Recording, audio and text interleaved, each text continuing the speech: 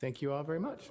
All right, that is our two action items. We do have a briefing, 8:54, solid waste updates, and we got several members from the Dottie team. So whomever is going to present, come on up, introduce yourselves.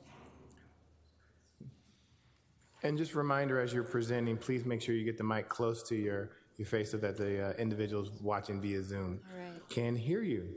Thank you very much. Take it away. We get the tech going over here. Good morning, everyone. My name is Margaret Mejia. I'm a deputy manager with Dottie, and I oversee the Utilities Administration.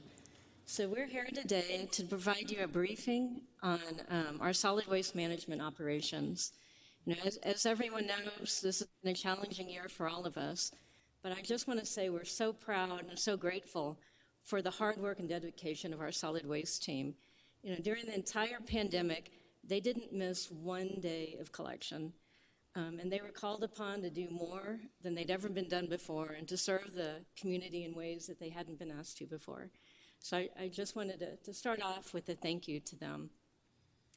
But today we're here to talk to you about some of the challenges we've had and also our plans to get back to not only pre-COVID operations, but we want to come back out of this time stronger and more efficient.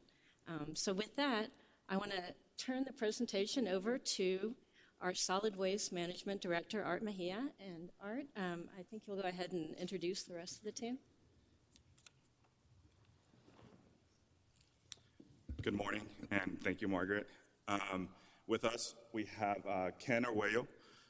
He's part of the operations in solid waste management, and we have Richard Villa. He's one of our field superintendents in operations. As I mentioned, my name is Art Mejia. I am the director of solid waste management. I've been with the city for about 9 months now. I started back in November in the middle of the pandemic. My experience, a little bit about myself, I'll talk about my experience in solid waste.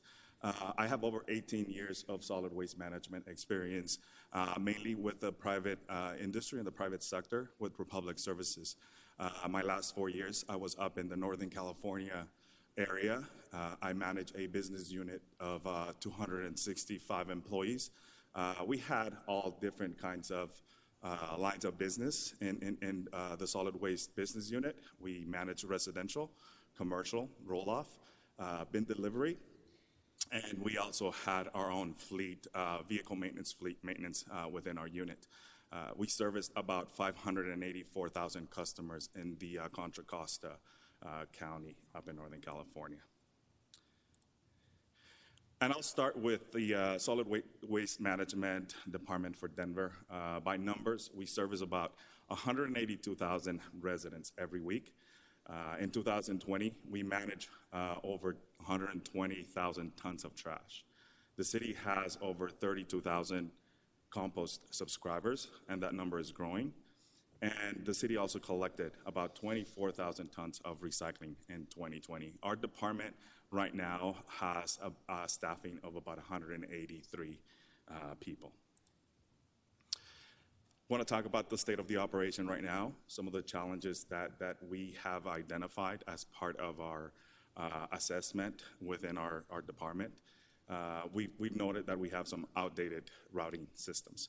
We have ran these routing systems that we have for quite a while, and it was time to take a look at the operation on how we collect trash in the city of Denver, and we've realized that, and we're making some improvements in our systems.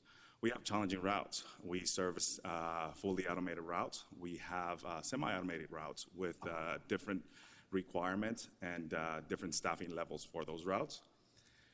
The tonnage year over year has increased here, up 11% from last year. If you take a look at the graph here, I know it's a little hard to see, but if you see the gray line, those are pre-COVID levels. The blue line is 2021. Those are current levels of material that we're collecting. So year over year, it's 11% pre-COVID level. So the trash is still going up. And also we have challenges with vacancy. Our staffing levels, we're struggling to hire CDL drivers, and I'll get into a little bit more details on why that is throughout not just the city of Denver, but there's also a national challenge to get commercial drivers into commercial driving jobs. Some of the opportunities that we've identified, we're trying to modernize, as we talked about the department, some of the ways that we collect trash. We're trying to improve our customer service. That's top of the priorities. We're also taking a look at the environmental impact, right? How do our routes affect the environment and the system that we're running, and how can we improve that? We're looking at the safety of our employees, which is very important, and the community. And we're also looking to decrease property damages within our city. The focus areas right now, we are recruiting, hiring, and training new drivers, frontline drivers, CDL drivers. As I mentioned before, there's a shortage of drivers, and it's creating a challenge for us to collect materials every single day. And that is our number one focus, to get people through our doors and get them hired and trained to be able to collect the materials. We're exploring new ways to improve customer service. That's also number one on top of our list. And how do we improve the way that we pick up trash, right? How do we improve the way that we collect that material? We got to do it safely, and we have to provide that customer service to the residents. We're listening to the community. Obviously, with changes, we need to adapt, and we need to make sure that we include all the stakeholders when it comes down to the changes that we're making. We got to improve our communications. And also, at the end of the day, we got to make sure that we continue to support the city's sustainability and resiliency goals. Some of the strategies to hire CDL drivers, as I mentioned, there's a shortage, nationwide shortage to get drivers, right? So we're looking into going online, Facebook, Instagram, LinkedIn, running radio ads to try to get people through our doors. We have Craigslist postings. Our recruiters, city recruiters, are attending job fairs and also hiring and recruitment events. We've also taken a look at the process, right? Not just to trying to get people through the doors, but what happens after we get a qualified candidate? How can we make sure that we can get them trained and on board as fast as we can, so he can make a difference for us? So far this year alone, we have hired 48 employees, 48 new employees this year. And we still need 18 more drivers. That is the focus right now, to try to get the 18 frontline employees, not just drivers, because there's also some utility worker positions that we need to fill. When we talk about our levels of service and how do we measure what we're doing and how we're doing it, right? We receive, just to give you a perspective on how many calls we get per month, we get an average of almost 8,000 cases per month into our 311 calling center. Those calls are not only, they're not missed pickups, they're just regular calls. It could be residents calling in to exchange their container. It could be for graffiti. It could be for illegal dumping, and also for some missed pickups. We service about 1.7 million residential carts a month in the city.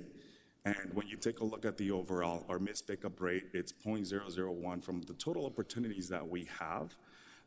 Not to say that number is small, because we try to improve day by day in our service levels. We have to make sure also that every customer that calls into 311 gets a case assigned to them, and that we respond to those cases in a timely manner. Upcoming operational efficiencies. As I mentioned before, 8,000 calls into our 311 system requires a high level of response teams to address all of those cases. We also are identifying and addressing safety concerns within our routes that we have. And managing illegal dumping, it's also one of our priorities that we're taking a look at. And not just managing that, but also addressing the root cause of illegal dumping to make sure that our residents have the proper capacity in trash, so it could prevent some of the illegal dumping issues that we have in the city. So what are we doing about illegal dumping?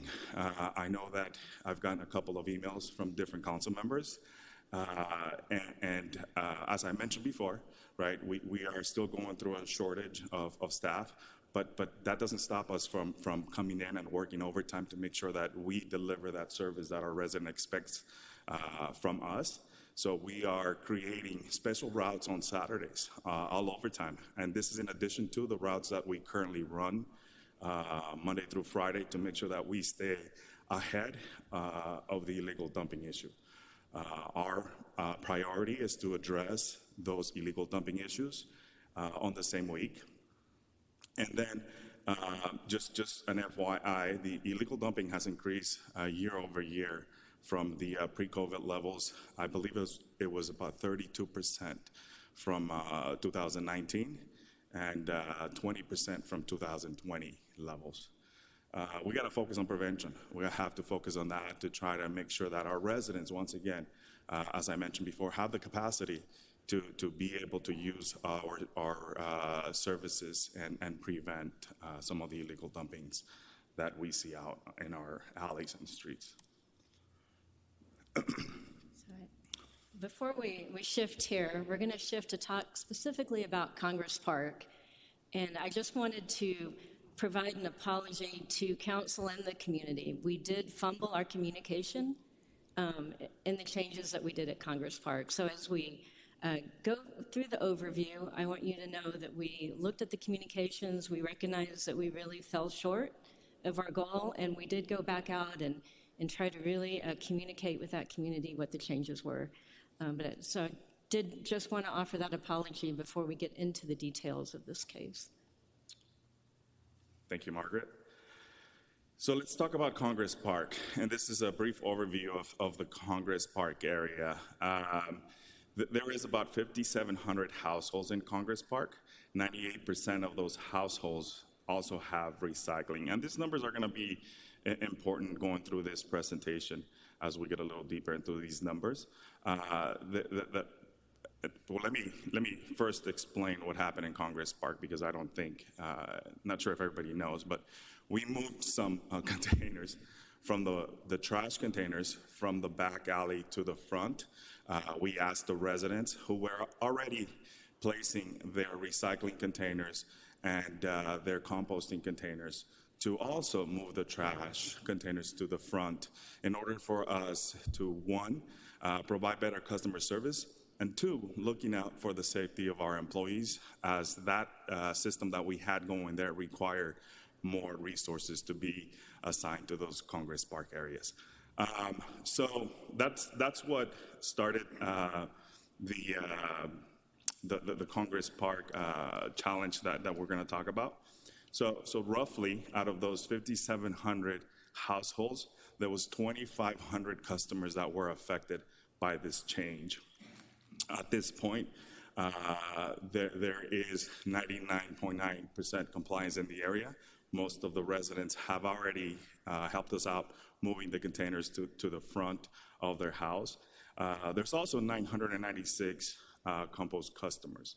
So before, as I mentioned, recycling and compost was at the curb, and trash was being picked up in the alley by semi-automated trucks with additional resources in those routes.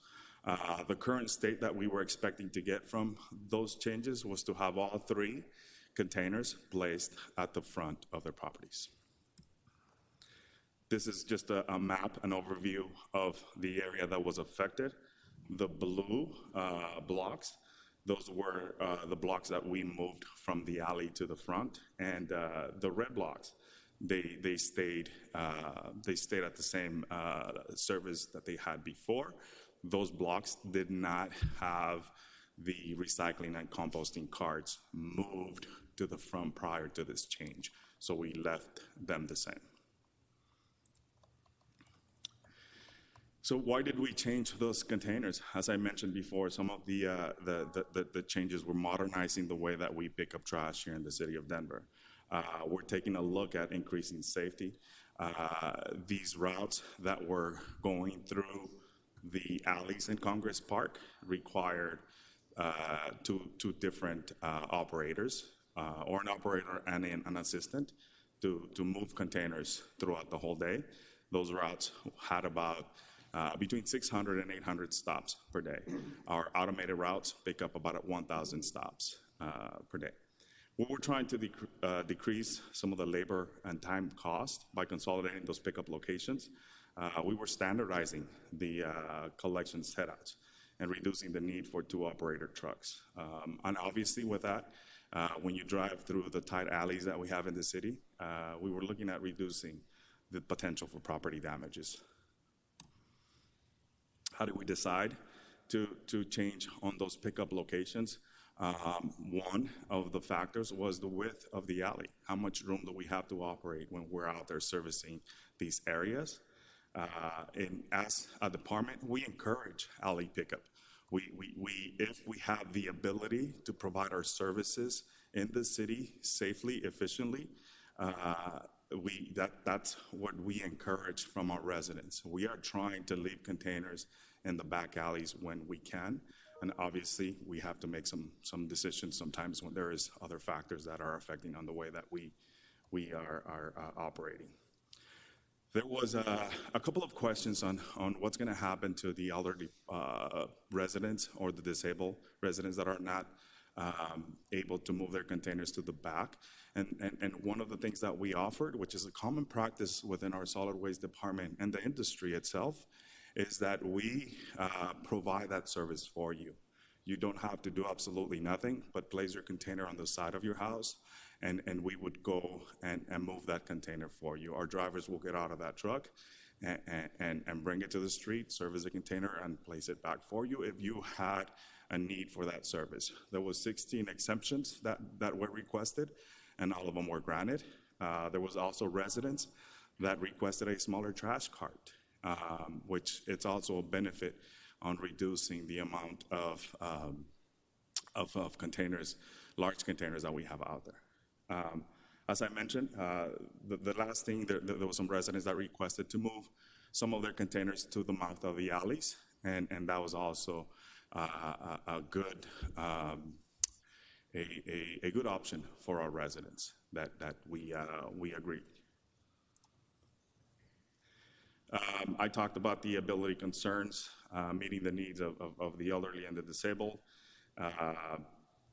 and the process that a resident would go about if they needed an accommodation was to call 311, and we would send our operations team out there to make an assessment on your property and help you out with some solutions. And once again, I just want to thank my staff. Last year was a challenging year for all of my guys. It was tough. We had a pandemic.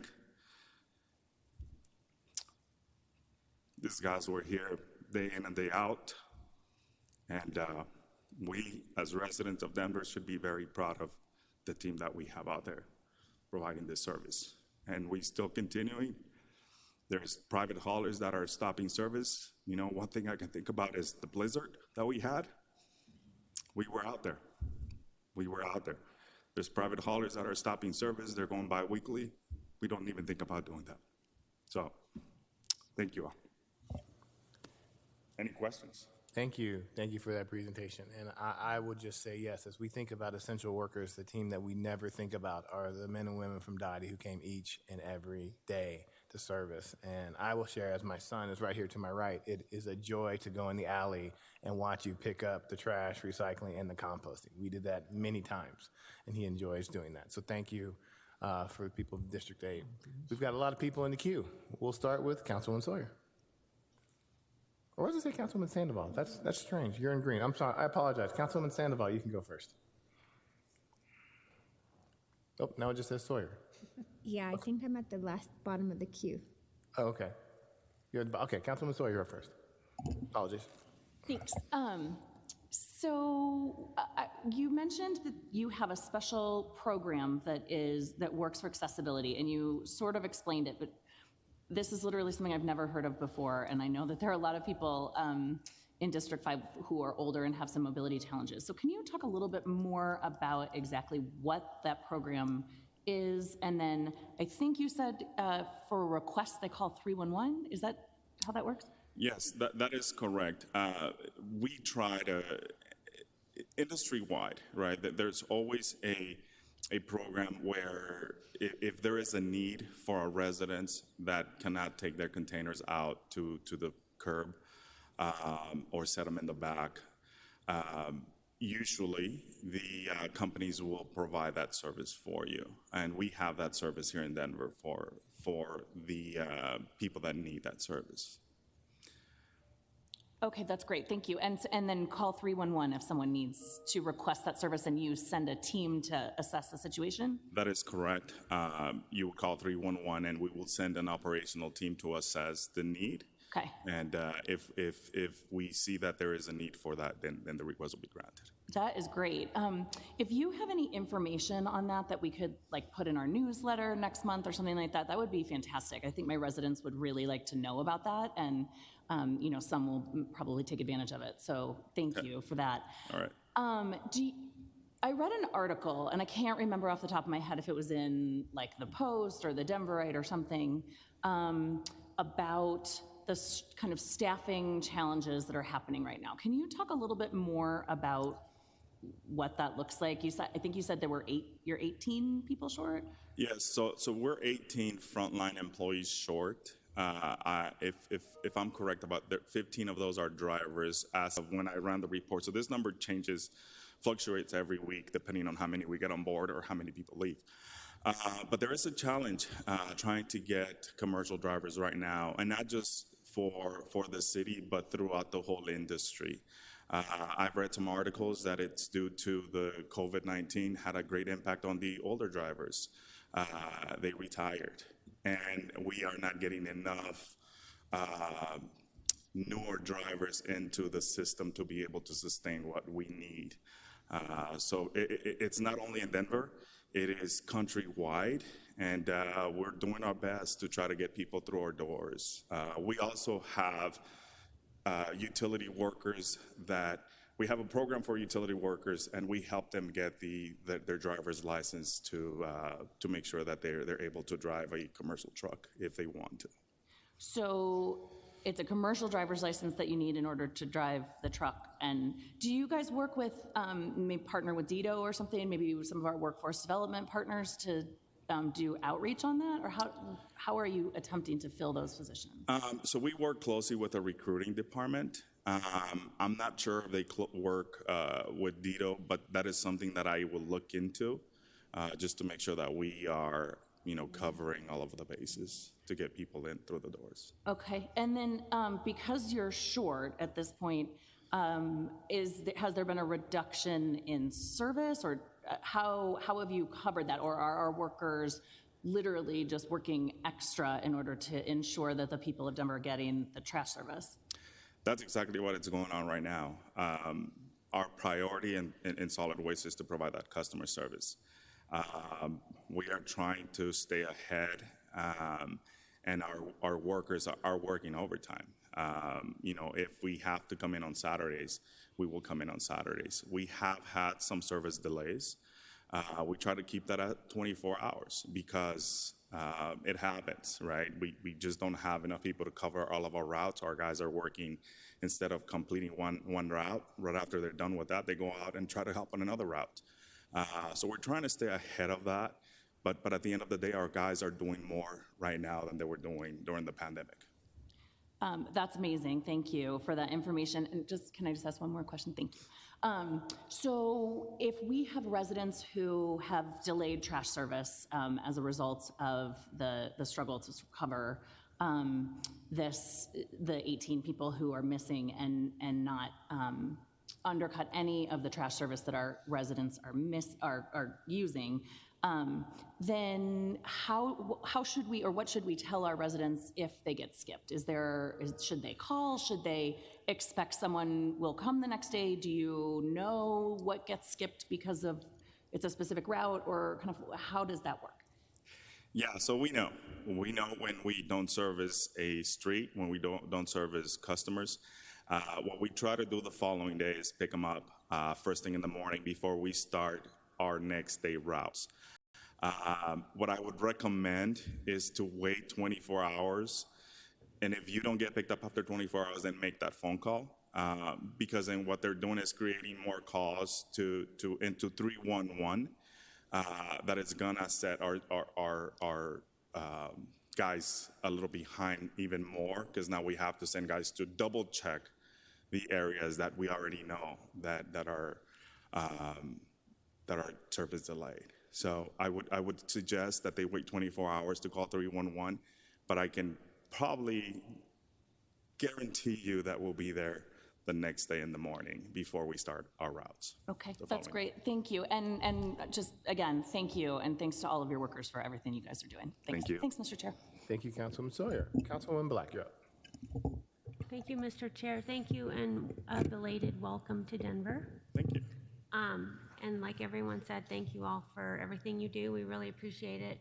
I believe we all create too much trash, and we should stop using so much single-use packaging and things. But anyway, hello, you guys. I know you because we had our own little Congress Park issue in my district in the University Hills neighborhood, and you guys were so nice and patient with our residents, and some of them were pretty old, and you were really accommodating, so thank you for doing that.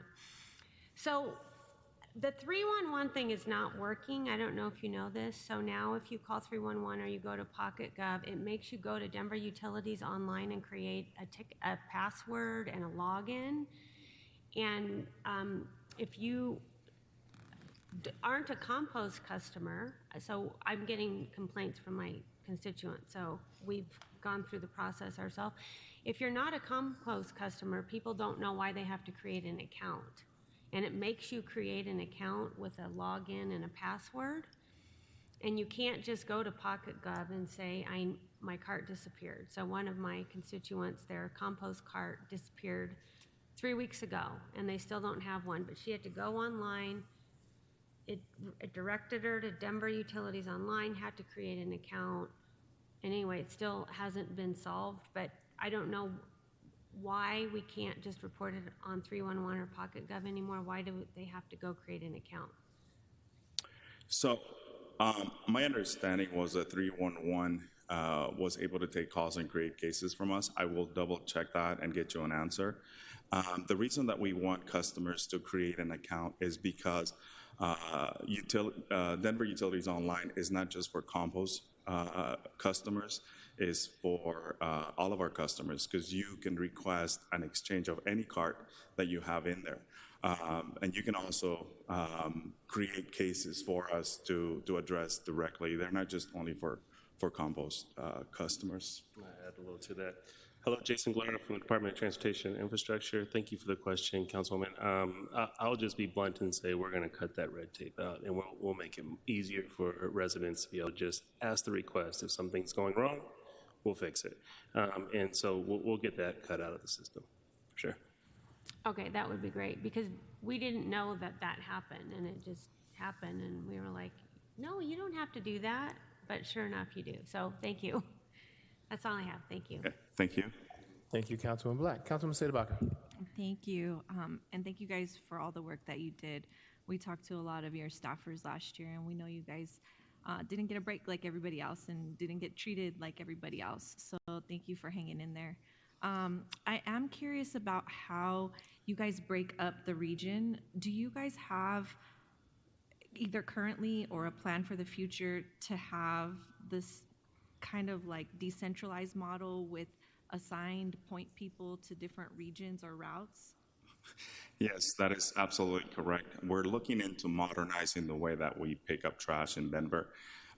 That's coming up in the future, where we are looking at the system that we have, and we want to improve the service levels that we have. We firmly believe that going into a district type of system will improve what we do. So there's more information coming on that pretty soon, but that is going to be one of the opportunities that we have for solid waste. Awesome. That's been kind of something we've been hoping for, to have a direct point person, kind of how we do for parks, for our little region, so that when, there is an issue that we've had 5 people call in on, and, I'm driving home and see it's taken care of, I can let your guy know. Or, if we could pair that with something like our plow tracker, and do the trash driver tracker. I feel like that's a way where we could, hey, there's some illegal dumping over here. I see that there's a trash truck 2 blocks away. Could they swing by and grab that? That could be like just make it a little more efficient. So I hope you guys look into that. If we've got that technology for plows, let's do it for the trash men too. Absolutely, that is something that we will be looking at. Awesome. I also hope that one day you guys can identify the priority areas for illegal dumping. I have the hottest spots for illegal dumping in my district, and it's pretty constant. And it would be nice to have just on the radar that there is this excessive illegal dumping in the area, and so someone could go through there, or we could potentially invest in some signage about fines for illegal dumping, because most of our neighbors don't know what to do when they see someone doing the illegal dumping. And if we had a way to report it, or if we had signs to deter, that might help us a little bit. So I hope for that, and hopefully the signs will indicate that there is a fine so that we can do some enforcement. Also, an idea for the disability group, instead of doing a visit, it would be awesome if you guys could create some opportunities for easier proof.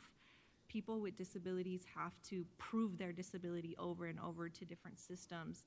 And so if someone's already approved for Access-a-Ride, or they have a handicap tag, or they have disability from DHS, those are ways that they could easily submit proof real quick and eliminate a visit from your schedule, and streamline their access to that benefit. So please consider that. I'm curious about the pay rates for staffers. What is the range for frontline workers? Is that part of why you guys are having challenges? That was part of some of the challenges, not necessarily all, but the pay range, it's consistent with the market. We can always do better, right? But those are I don't think that is the big part of our challenges. It's more of finding candidates to come through our doors. Thank you for the question, Councilwoman Sitabaca. Just to add to that, the market is shifted, obviously, because CDL drivers are now a hot commodity. So there's incentives that are out there in the private sector that we're trying to get forward thinking on those type of things. But I think, competitively wise, we're very competitive in the area. It's just right now there's a lot of incentives that other companies are providing that we're getting, involved in now to move forward. What is signing bonuses, stuff like that, they're doing to get more drivers because of the CDL shortage that's out there. What is our pay range for a driver? Oh. It ranges, depending on experience, from $25 to $21 to $31, depending on experience. Okay, so hourly, not salaried. Hourly. Okay. Yeah. Have you guys done a staffing survey of the department? As far as pay? Just kind of satisfaction, just morale to gauge what's going on internally? We plan to do one for solid waste in November. My understanding was that there was one done in 2019 or 2018, but that is part of what we want to do this year, just to listen to what our employees are saying. It would be awesome to collect some of their ideas about how to make things more efficient. We've talked to several, and a lot of them have great ideas about how we should switch things, including one that I'm confused about and wish we had answers about, and it is, why do we have to put the bins in the alley instead of in the front? Right. And how do you shift that when a community would rather have them in front to kind of, I guess, create no reason for anyone to be in the alleys except the illegal dumpers? Right? That's something we hope for. Also, public trash receptacles. We've got lots of encampments, and we've had neighbors say they're gonna call and get an extra cart. That way they can take it to the encampment so that we can keep the neighborhood clean, because there's no real way for us to control trash when our bins are overflowing from our own trash and we have nothing to give or no way to help the people in tent cities right across the street from us. What can we do about that? So those are some of the, when I talked about the modernization of the department, all those are great points. And those are all the things that we're looking at to improve for the city. You know, coming from California, I have a lot of good ideas, a lot of different ideas that we had. So we're trying to do what's best for the city of Denver and what works here, right? Implementing, changing the way that we service or provide containers to our residents. All that, it's in a review process right now, and we will make some changes coming forward. Awesome. Well, please consider us a partner and invite us when you need us. Thank you. Thank you. Thank you, Councilwoman. Colleagues, we got just under 30 minutes left. 4 members in the queue. Up next, Councilman Cashman. Thank you, Mr. Chair. I'll just start by echoing the welcome to Denver, and can't speak highly enough of the work that the frontline DOTI employees do every day. You know, I office here at the city and county building, and I get very cranky when the air conditioning is not at the comfort level that I enjoy.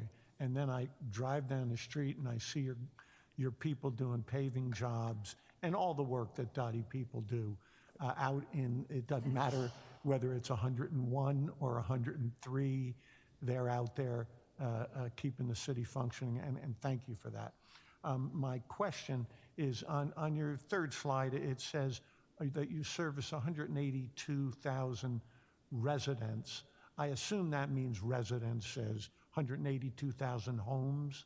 That is correct. Okay, yeah, and I'm by my on-the-fly math, we've got about 315,000 households in the city, and so I assume those are the multifamily homes. And I'm wondering, with your experience, do most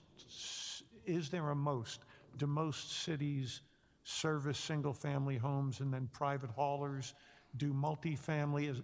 Do we ever have any desire to get into that multifamily area that we're not now serving?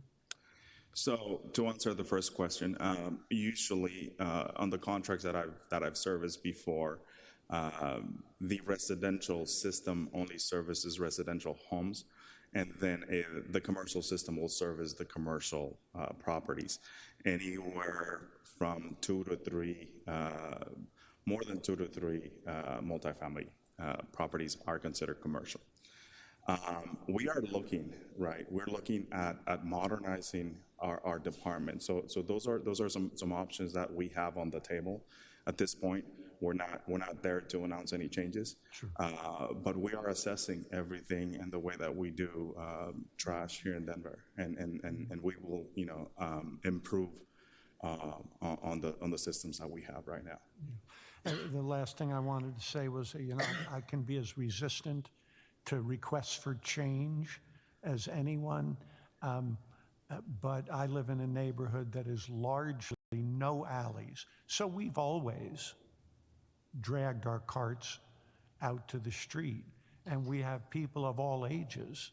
And I've never gotten a call complaining in my neighborhood, complaining about that. And I'm just assuming that for our residents, to whom I'm aware there are some residents that it's a difficulty for them to get their carts out to the street, but I'm guessing a relative, a neighbor gets it done. And my experience with DOTI has been when we made the shift from dumpsters.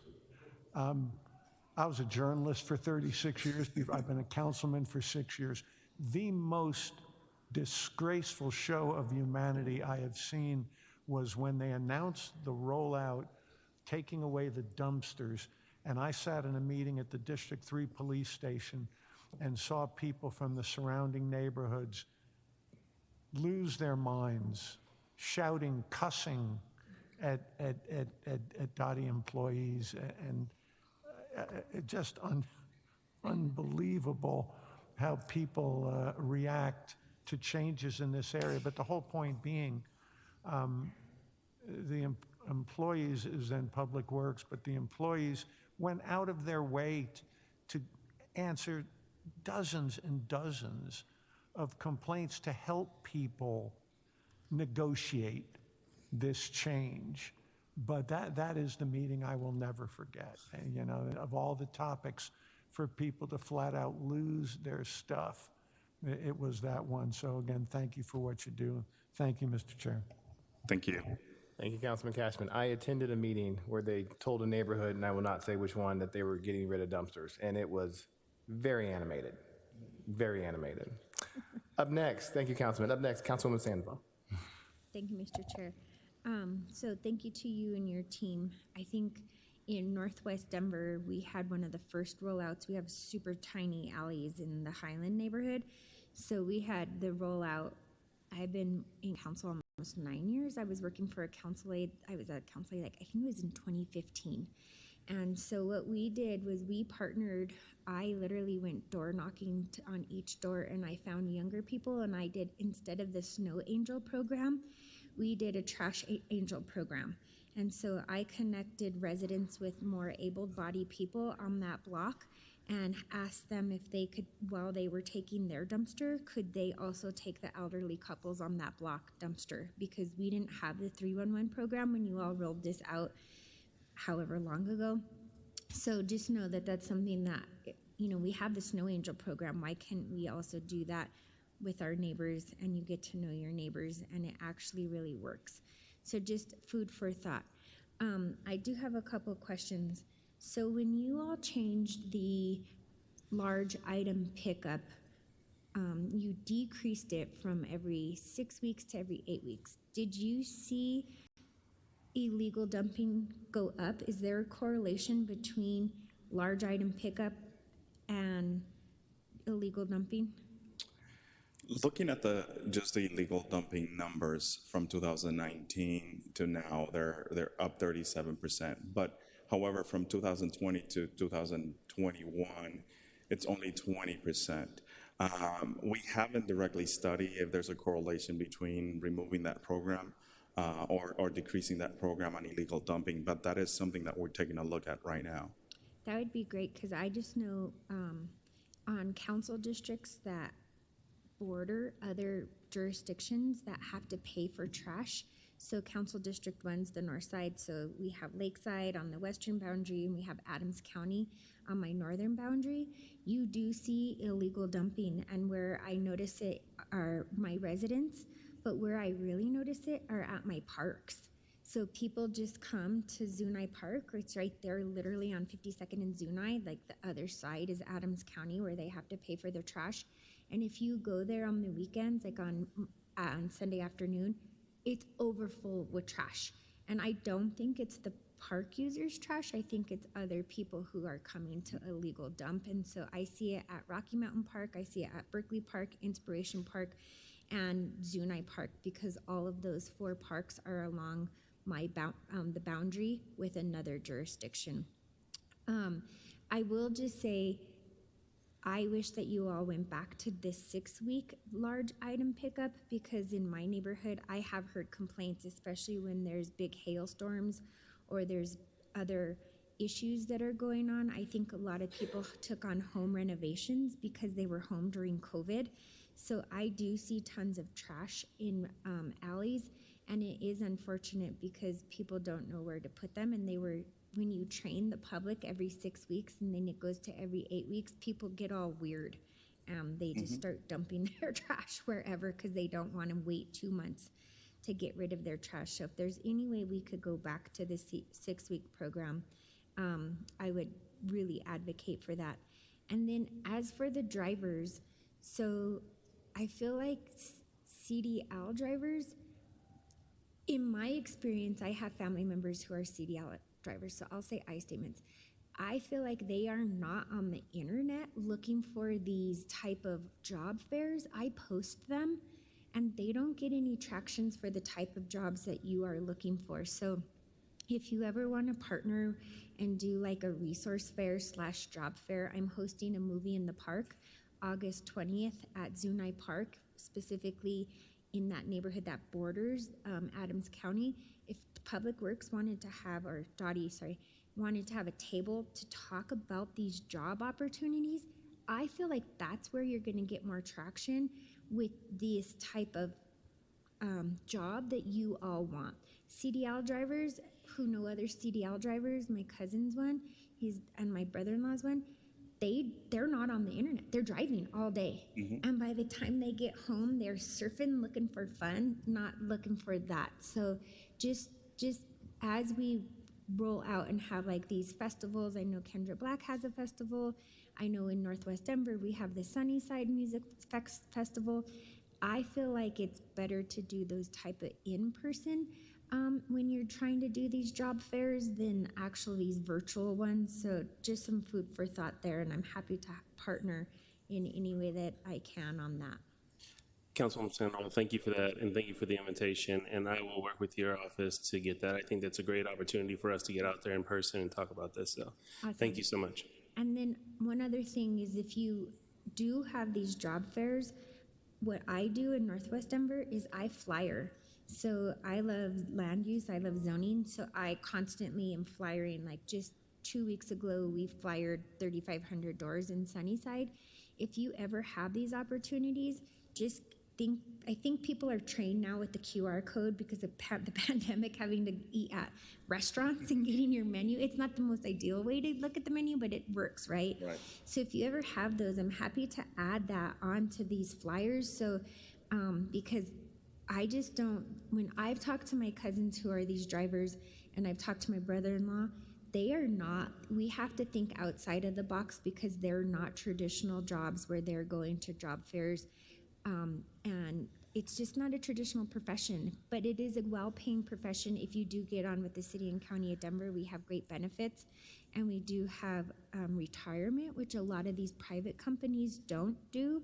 So just some food for thought, getting outside of these virtual job fairs, which I find, and Facebook, which I find challenging to the algorithms. If you're not in that algorithm, Right. You're seeing like tacos and tostadas, right? and like all kinds of things. Like I don't do that on my personal Facebook. I try to not stay away from those type of algorithms so that I could just see people that I care about. Thank you, Mr. Chair. Thank you, Councilman Sandoval. Well, we got about 15 minutes left. Up next, Councilwoman Torres. Thank you so much, and thank you all to your entire team. I know that your dedication to the city is unmatched. My question surrounds a little bit of what you told us about Congress Park, which I was unaware of. And the root of that, what I'm seeing is crafting operational efficiencies where you need them. And I don't fault Dottie for making that decision at all. Are there other neighborhoods where you're going to need to move operations like that, where you maybe have a split between front and alley operations, just kind of future planning, or was this maybe the last one? So at this point, we're not done finishing with the assessment of the whole routing system.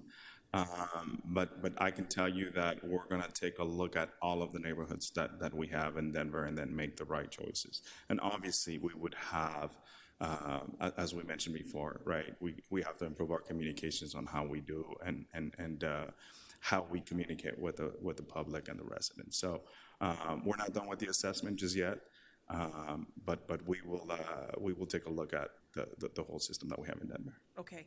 And so communications, I think, is just my big piece, and we talked about this in one of the last meetings that we had, and really pleasantly surprised to know, Art, that you're a Spanish speaker, and I think that puts Dottie in a really wonderful space to start outreaching to Spanish-speaking residents in Denver and making sure that they're as up to speed as our English speaker residents. So thank you for entering in that space. Thank you. Yeah. Gracias. Thank you, Councilwoman Torres. Council President Gilmore. Thank you, Mr. Chair. Thank you so much for the work of you and your employees. I just think back early in the pandemic when we didn't really know what was going on. When we would see your folks come up the street, it was like, okay, there's a little bit of normalcy. There's a little bit of that old way of life. And so thank you so much for the work that you have all done. And I wanted to throw out a suggestion. We had reached out, or I believe Parks had reached out, because I was asking for a comprehensive flyer that council offices could share around the parks employment gaps that they're seeing as well. And so Human Resources created a really nice flyer that at least council offices could get out and post, because a lot of times we have significant others, we have children who maybe are on social media when somebody's out working, and I know a lot of times they'll tag folks. And so that was something that it was nice to be able to participate and get that information out as well. And so wondered if you are considering that. That's a great idea, and we are wanting to do something like that, especially with council. I know that Dottie's Facebook isn't as popular as a lot of other Facebook pages out there. You need to do a Facebook Live with ours on there and take questions. That's right. That'll work. And so definitely would like to take advantage of that, and we'll work with your offices and everybody's office on that. Great. Yeah. What had to happen was they had to reach out to OHR, and they created the flyer. And then I believe Karen Naparco actually got it out to us, and we were able to share it. Just to keep that consistent, I think, is really important. And then regarding folks that, so do people have to come to you with that CDL license, or will you hire folks and allow them to train up to that CDL license? So we have both programs. We do hire from the outside with a CDL license already, and we also invest in our people. And any employee that is willing and able to get a commercial driver's license, we train them and we provide that license for them. And obviously it's a benefit for our employees. Great. And so you'll pay for that? The city will pay for that CDL license? It's a program that the city has, so there's no cost to our employees. And let me just make sure. Yes. Okay, good. And how long is that program? Do we know? So, or we need to have you come up to the mic and introduce yourself, please. My name is Richard V. I'm a field superintendent. So the process is they just need to go on their own, and they have to get the CDL permit, which is they have to take 2 different tests. And then after that, we will schedule them to get a DOT physical. And then after that, it's we put them on the list to be scheduled to go down where they go down to the DIA for a week, and they get trained. And then when they're done with that, they come out with the CDL license. So it's just their process on how fast they get the permit. Gotcha. Okay. And then for folks, because we do have marijuana is legal in Colorado, what's the restrictions, or just for folks that somebody's mom might be watching this or have it on in the background and has a family member that, good to know? So our CDL drivers is a DOT, it's a federal program. So any they have to, so they cannot use anything. They need to be able to test negative in order to get into the program. Our drivers get pulled into a random testing pool, and marijuana is not allowed federally to be in their systems. Okay, great. Thank you for that. And so interested to get more information out to the community, but then also increase the number of women who are maybe looking at this as a career path as well. And so I think that relationship with the Denver Economic Development Office would be really great, because they've got a lot of programs, such as at the Ari P. Taylor building in Montbello. We have a workforce development training center, and so there's folks coming in all the time that are looking for connections. And so if you haven't reached out to them, I would suggest that as well. And one last question. On one of the slides, there had been an increased tonnage in 2020. And I just wondered, in addition to that increased tonnage, did we see an increase or decrease in our composting or recycling in 2020? Yes, we have. So it's an overall number. When you take a look at the subscribers from last year to this year in compost alone, that number has increased, as well as the recycling numbers. And if you would like those reports, we have them available to you. Okay, that would be great. Really would appreciate you sending that over, maybe to the chair or the analyst, and we can make sure and get that out to all of council. Absolutely. Thank you. All right, great. Thank you again for your work. Thank you, Mr. Chair. Thank you, Council President. And thank you for the Ari P. Taylor advice. That's a great one too. Workforce Center would be a great way to find folks. Seeing no other questions or comments, and I'll just pause to see if anyone else wanted to add a second comment. I will speak to the modernization piece, and you can implement this tomorrow. In the Central Park neighborhood, I watched the truck go up, turn around, and go back down. It doesn't take a week before you tell people to put all the trash on one side of the alley. And then I can't imagine the time and gas mileage that you will save, and you could implement that tomorrow, and we'll figure it out as we think about modernization. Thank you. So seeing no else, once again, thank you all for all that you do. We really appreciate you coming out and sharing with us. And seeing no other business for this committee, colleagues, if you got any issues with the consent items, let myself or Zach know. This committee is